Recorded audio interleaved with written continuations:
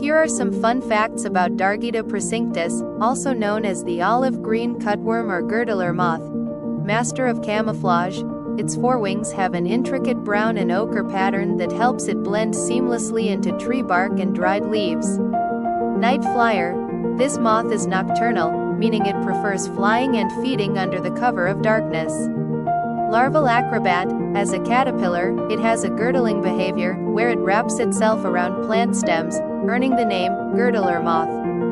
Seasonal traveler, in northern parts of its range, adults typically emerge in late summer, while in warmer climates, they appear much earlier.